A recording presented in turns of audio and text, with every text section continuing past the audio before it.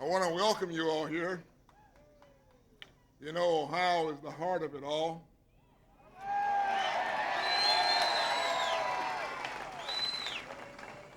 And Columbus, being the 16th largest city in the United States, is also the kindest and most caring city a large city in the United States anyway.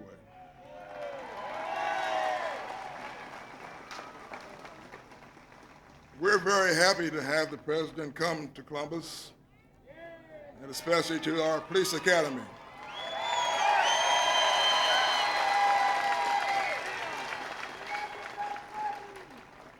We have the finest police department in this country, and our young people come here to learn and leave here to serve this community. And I think it's very fitting that we have a president who's done a lot for policing throughout this country to come to our city.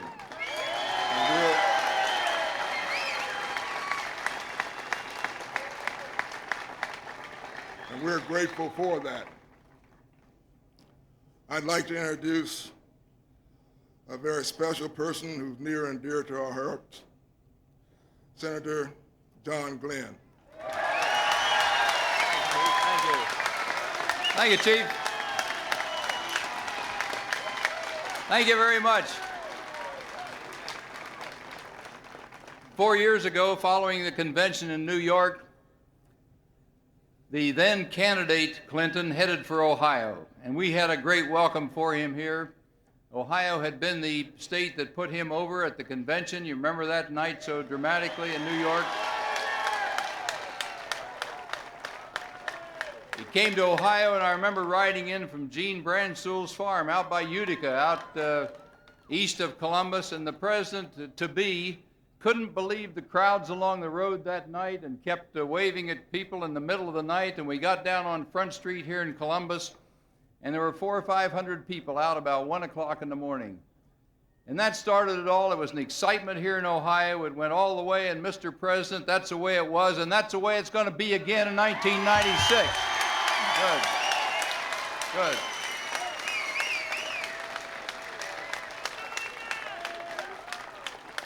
So we're very proud to welcome the President of the United States here to Columbus, Ohio, literally the heart of it all, as the Chief said. We're almost a microcosm of this whole nation of ours. We're a test marketing center. You take the whole country, squeeze it down, we have some of everything that's in this whole nation of ours. And so it's not an accident that the President comes to Columbus, because what is accepted here will be accepted cross country, and this is going to be Clinton country in this election.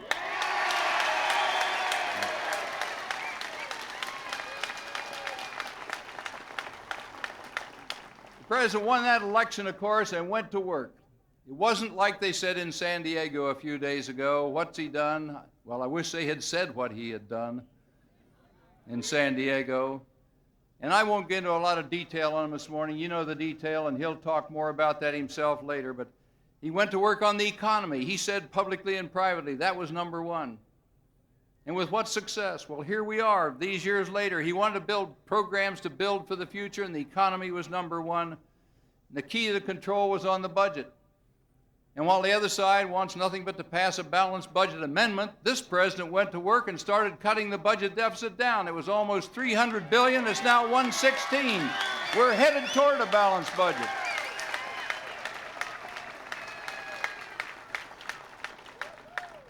First time, I think, I don't know what the current figure is, but the first time since Harry Truman we had a budget deficit go down for 3 years in a row, maybe 4 years now. And I don't know how long ago, how far back that takes it, even farther back.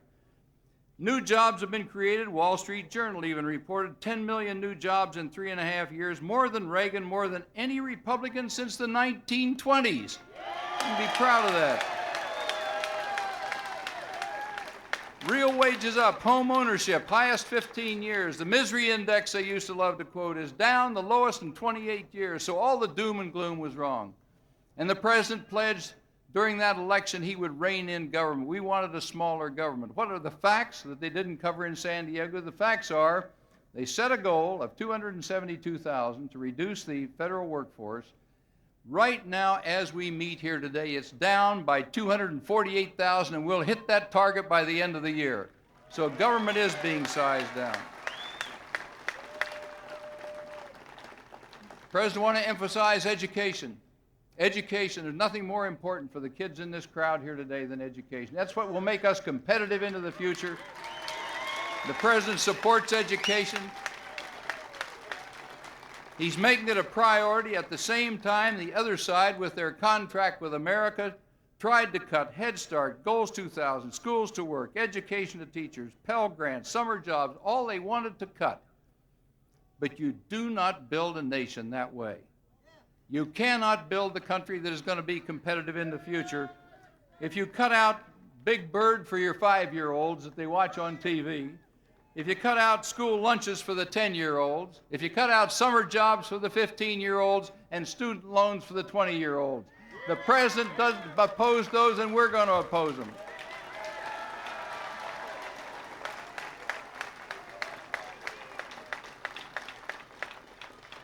And at the other end of that span of life also, to match the kids, are the grandmas and grandpas of those young people. And those grandmas and grandpas need to be dealt with fairly. They don't need to have their Social Security cut and their Medicare cut and all the things that contract with America tried to do.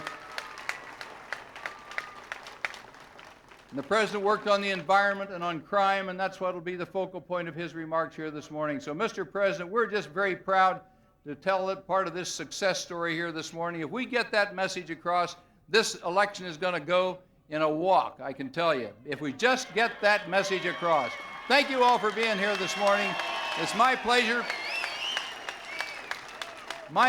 to introduce another person up for re-election this year, and that's the Sheriff, Jim Carnes. Jim, going to introduce the President here. Jim?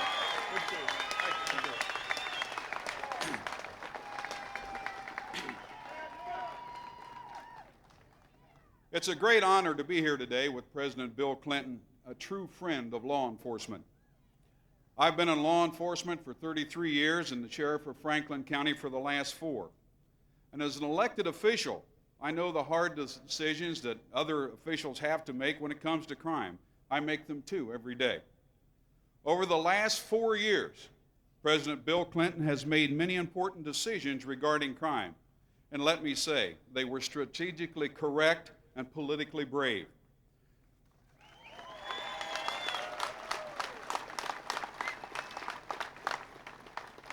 When it comes to fighting crime, President Bill Clinton listens to cops. Some politicians talk tough on crime, but few rarely stand and deliver. But time and time again, Bill Clinton has stood with law enforcement, and he has delivered.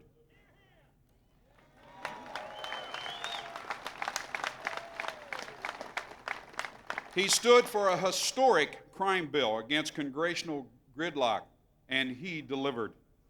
He stood for a ban on assault weapons, and he delivered.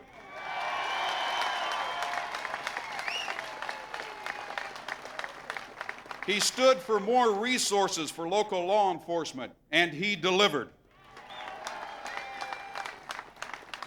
He stood for more cops on the street and dare officers in our schools, and he delivered. Mr. President, time after time, issue after issue, you stood shoulder to shoulder with law enforcement, and you delivered. As Sheriff of Franklin County, I'm proud to call you a friend of law enforcement.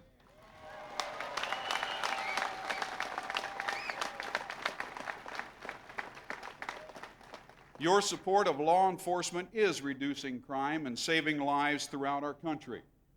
In Ohio, your COPS program has provided funding for 1,447 new police officers. And right here in Columbus, 82 new police officers will be added to fight against crime.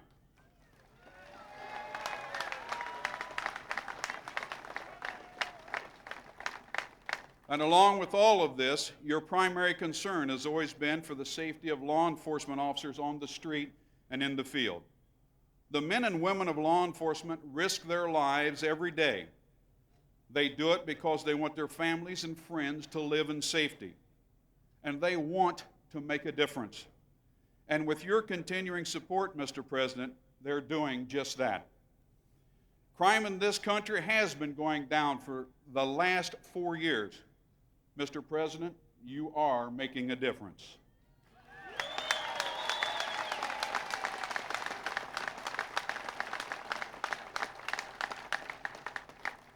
So it is my great honor, on behalf of law enforcement throughout this great country, to introduce to you law enforcement's good friend, ladies and gentlemen, the President of the United States, Bill Clinton.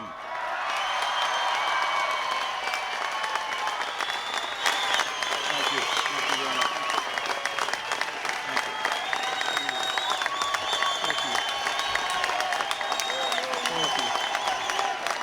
Thank you, sir. Thank you. Thank you.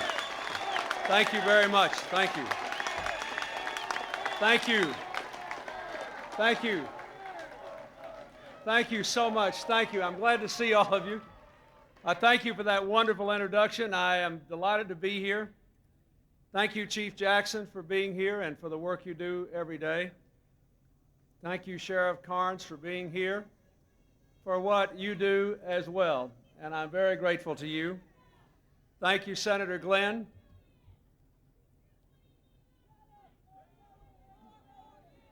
Wait, no, okay, wait. This is, I believe in the First Amendment. Now, you've had your say. May I have mine? Thank you. Thank you. Thank you very much. We'll talk about the record now. See, wait. You got to feel sorry for these people. They don't want you to know my record. That's why they have to shout. They'd be in a world of hurt if the American people, you know, if the American people find out the truth, they don't have a chance. They have to try to shout it down. I don't blame them. You got to feel sorry for them. Now, let me say I am delighted to be joined here with Senator John Glenn. He talked about how we'd reduce the government. He didn't tell you that he deserves a lot of the credit for it. Our friends on the other side talked a lot, like today. You see, they're good at that. They talked a lot about the government and how it was too big and how terrible it was, you know, but it just got bigger. They didn't do anything about it. We reduced the size of it. You have the smallest federal government since John Kennedy was president. You have the smallest federal government as a percentage of our workforce since Franklin Roosevelt took the oath of office in 1933 before the New Deal. But the reason you haven't heard about it is we didn't throw those people in the street. Of the 250,000 people smaller the federal government is, fewer than 1,800 were involuntarily separated. I'm proud of that.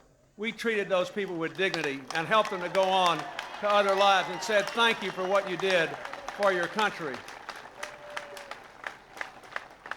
And you haven't heard about it because we've continued to do the good work of America, because we have a strong and effective government. We don't have a weak government. It's just leaner and more effective. And that's a big part, the result of the efforts and the leadership of John Glenn, who saved hundreds of millions of dollars in defense procurement and did so many other things for this country that he will never get adequate credit for, but the people of Ohio should know what he has done.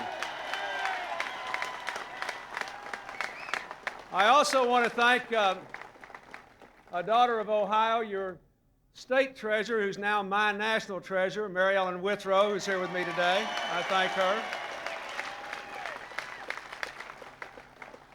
I thank my friend Gene Brandsteel. I think he's back here with us today. I went to his farm, as John Glenn said, and Gene came and served with us in the Department of Agriculture until he decided, like any sane person, that he'd rather live in Ohio than Washington, D.C. I've got my Ohio Buckeye that I got in Chillicothe last night.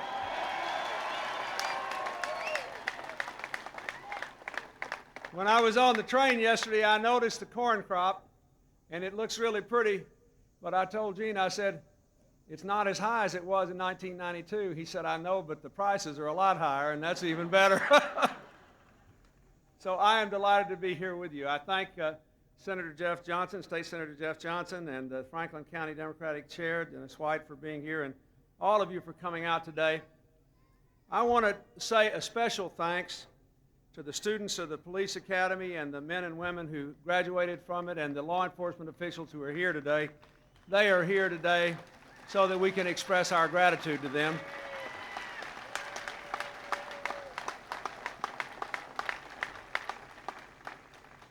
One of the proudest moments of my presidency was to stand with America's police officers and sign, after 7 years of long, hard struggle, the Brady Bill.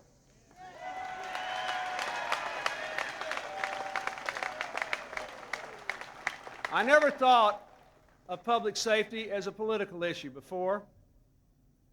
I never thought of it as a Republican issue when they said they were tough on crime, because I'd been working on it for 20 years. It never occurred to me that when a person gets mugged, they don't ask you if you're a Democrat or a Republican.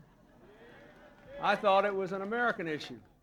And then when we were fighting to pass the Brady Bill, I never thought of it as a political issue, even though the NRA had more influence over the other party. There are lots of NRA members in my home state, and half the folks have a hunting or a fishing license or both.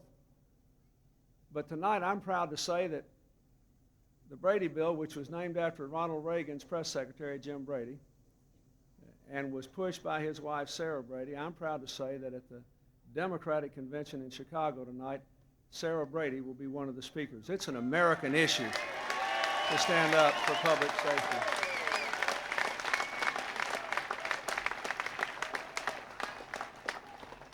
You know, we are living in an age of enormous possibility. You read about it all the time. The technological changes are staggering. The children in this audience, a lot of the young people, 10 years from now, will be doing jobs that have not even been invented yet, jobs that have not even been imagined yet. The pace of change is staggering. And I've been doing everything I could to make sure that we are ready for the 21st century. It starts in just 4 years. I'm taking a train through the heartland of America because I want to see people like you that I've been fighting for, and because I want people like you to know that that train is on the right track to the 21st century.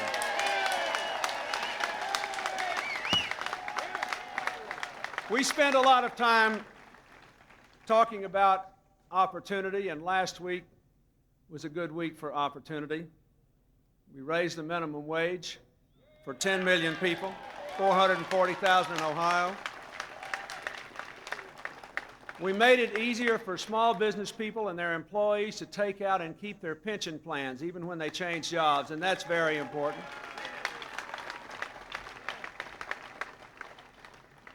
We made it easier for families to adopt children, even across racial lines, and gave them a tax credit to do it, and that's very important.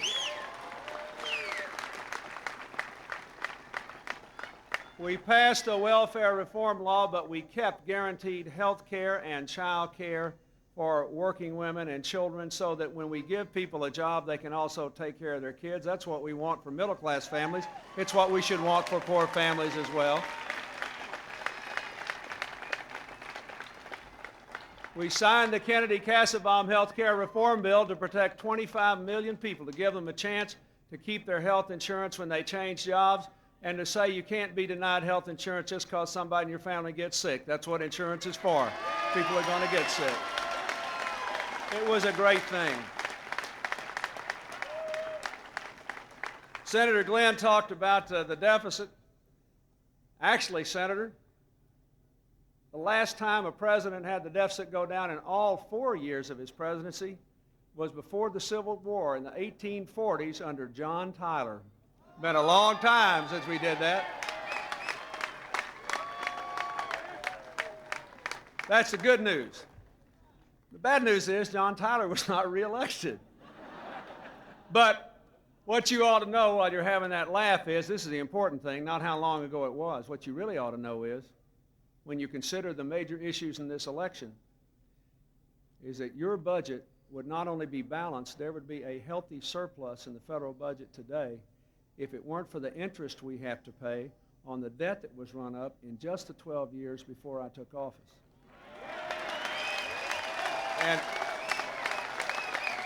And you all remember what that debt meant and what that interest meant. It meant high interest cost, low investment, slow job growth, nobody getting a raise, home ownership declining because mortgage rates were so high. We cannot afford to blow a hole in this deficit again. We can have a tax cut that's targeted to child rearing, to education, to training of adults, to helping us grow the economy and helping give some income relief to middle-class people.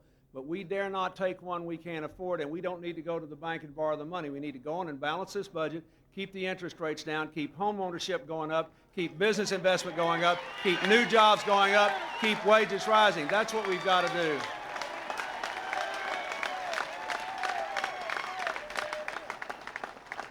But this whole agenda, when you talk about the opportunity agenda in America, you can get a lot of applause lines because we've created a lot of opportunity.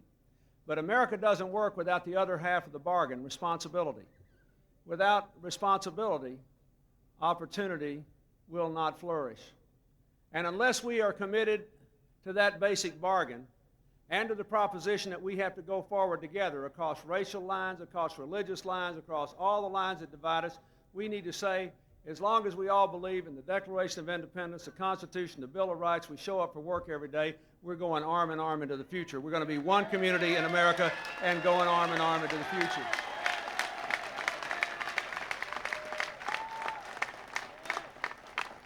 Four years ago, I really believed, after talking to Americans all over this country, that the biggest threat to that and the biggest affront to our sense of responsibility was the rising rate of crime and violence all over America. We put into place a tough strategy based on what was working already at the grassroots level to try to reduce the crime rate, focusing on police, on punishment, on prevention. 100,000 more police on the street, 3 strikes and you're out. The assault weapons ban, the Brady Bill, recreational programs for children after school, keeping the schools open more, helping communities to do that, putting those DARE officers in, having a zero-tolerance policy for guns, doing things that would work to help our kids have something to say yes to, not just to say no to. All these things are making a difference.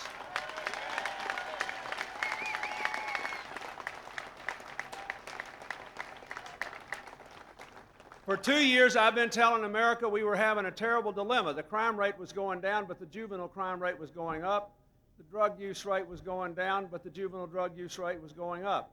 Now we know, for 2 years, the juvenile murder rate has dropped dramatically, and last year, for the first time in a long time, the juvenile crime rate started to go down. I can only hope that means that we can get the juvenile drug use rate down, too. We have to keep working on that. But the last thing we want to do is to take those DARE officers out of the school. We ought to do more to provide safe and drug-free schools, not less.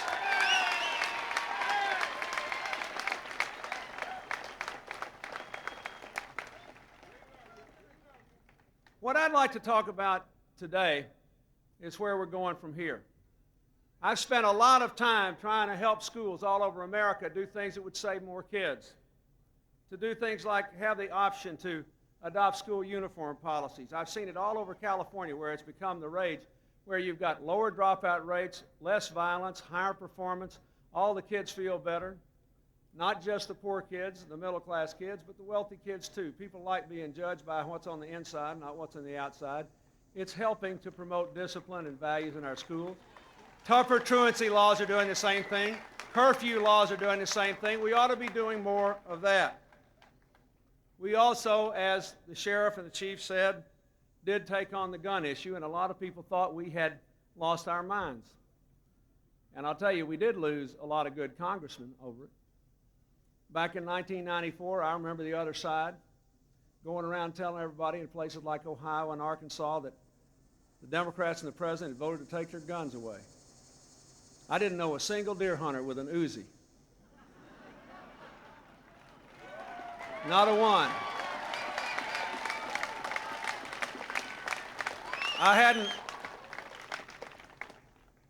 I've been duck hunting since I was a very young fellow. And it wouldn't have bothered me a lick to wait a few days on the Brady Bill to have my record checked. I just didn't understand it. But they scared a lot of people. You may know a lot of people they scared, and a lot of good people gave up their seats in Congress so these people could be safer when they go out to defend you, and so you could be safer.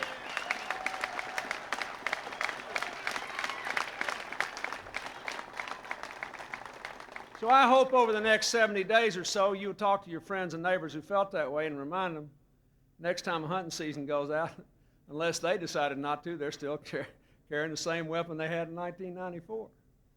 But there are 60,000 felons, fugitives, and stalkers who don't have handguns because of the Brady Bill, and we're better off because of it. Now, I want to say briefly today where I think we ought to go from here as Americans. And again, I hope they won't be partisan issues. The Brady Bill has plainly worked. It has not imposed undue inconvenience on anybody. It has made our law enforcement officials safer, and it has made our citizens safer.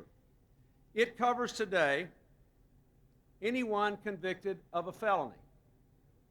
The problem is there is one class of misdemeanors that tend to be particularly violent where we know there is a potential for future violence, where often there's a plea bargain which goes from a felony to a misdemeanor, and that is the painful area of domestic violence. I believe that the Brady Bill should cover anybody with a domestic violence conviction. I don't believe they should be able to buy a handgun.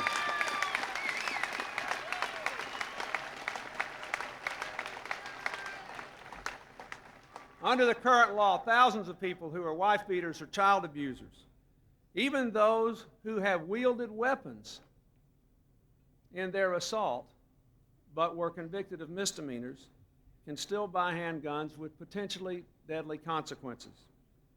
I believe strongly in the right of Americans to own guns. I have used them as a hunter with great joy. But make no mistake, those who threaten the safety of others do not deserve our trust. If you're convicted of a felony, you shouldn't have one. If you're a fugitive from the law, you shouldn't have a gun. If you're stalking or harassing women or children, you shouldn't have a gun. And if you commit an act of violence against your spouse or your child, you shouldn't have a gun.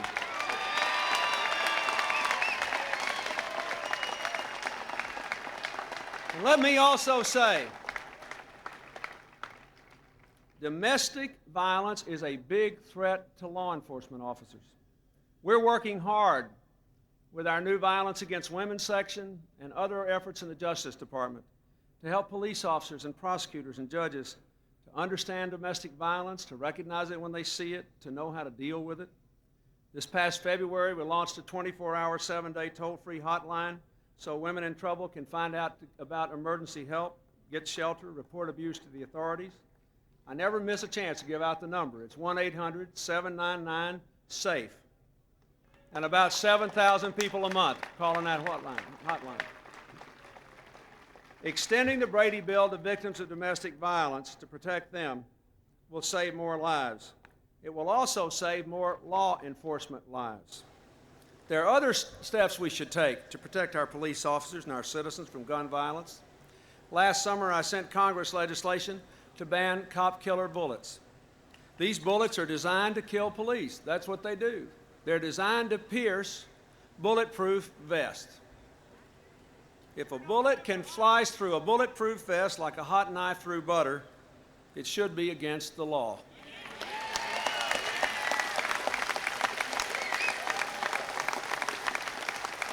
Every major law enforcement official organization supports this bill, and it's time for Congress to support it too. I want a bill to give prosecutors the power to impose tougher sentences on drug traffickers and gang members who also use a gun when they commit their crimes. We used to have a bill which did that, and the court said unless they were using the gun, even if they were carrying the gun in full view, they couldn't get extra penalties. That's wrong. That's wrong. We need to provide protection against people who are peddling drugs or doing other things with a gun designed to terrify people. We need to say, if you do that, we're going to punish you more harshly.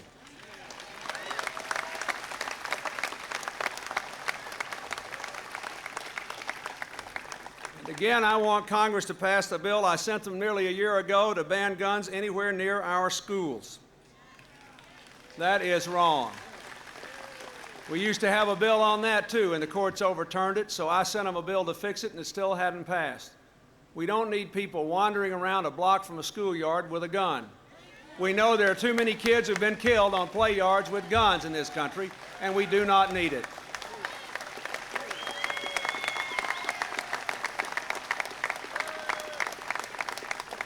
Now again, there are people who are against banning cop-killer bullets. They say it's just a slippery slope, eroding the right to keep and bear arms. I have never seen a deer in a Kevlar vest. Never. If somebody can show me a picture of one out there hiding from our hunters, I'll be glad to reassess my position. But until they do, I believe I'll stay with these folks here. I think they're entitled to be saved.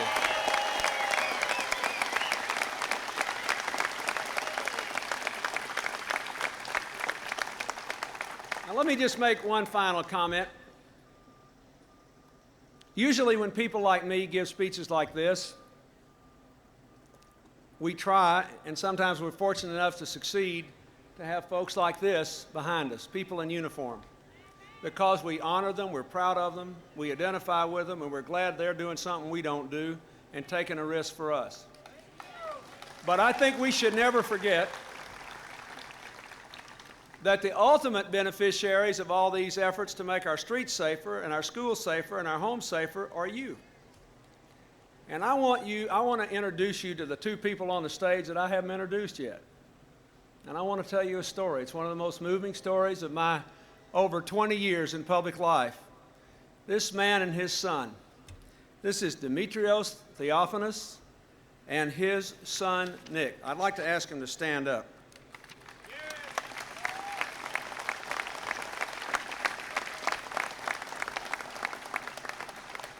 I want to tell you how I met Demetrios. In early 1972, about 4.5 years ago, just before the New Hampshire primary, I had a fundraiser scheduled in a big hotel in New York. And frankly, I was having a tough time. I was dropping in the polls. All the press had said I was dead and over. History finished. I was feeling pretty sorry for myself. All I was thinking about was my politics. I'm ashamed to say it, but that's all I was thinking about. And I was walking through this kitchen thinking there wasn't even going to be anybody at the fundraiser because everybody said I didn't have a chance anymore. And I'm kind of looking down and just feeling sorry for myself. It was pitiful. And Demetrios was working in that hotel in his uniform. And I was walking through the kitchen, and he came up to me and stopped me in the kitchen, and he said, "The governor," he said, "I want to talk to you a minute." He said, "My 10-year-old boy," his son was 10 then, he says, "My 10-year-old boy, he studies this election in school. And he says I should vote for you."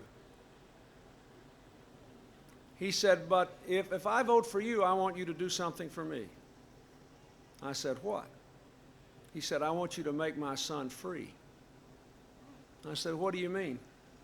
He said, "Well, in the country where I came from, we were poor, but we were free. I'm an immigrant. Here I'm doing well. I'm working hard. I have more money, but we're not free." He said, "Just across the street from our apartment, there's a park, but my son can't play in it unless I'm there with him. He has a school only 2 blocks from our home, but my son can't walk there unless I go with him. So if I do what my son wants me to do, I want you to make my boy free." They made an impression on me that will last for the rest of my life, and they were speaking for all of you.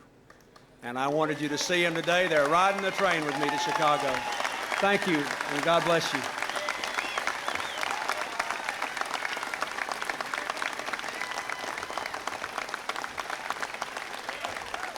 I hope you will support extending the Brady bill. I hope you will support banning cop-killer bullets. I hope you will support tougher penalties for people who deal drugs with guns. And I hope you will support a good, clean law saying nobody's got any business with a gun anywhere near a school. Help us to keep making America free. Thank you, and God bless you.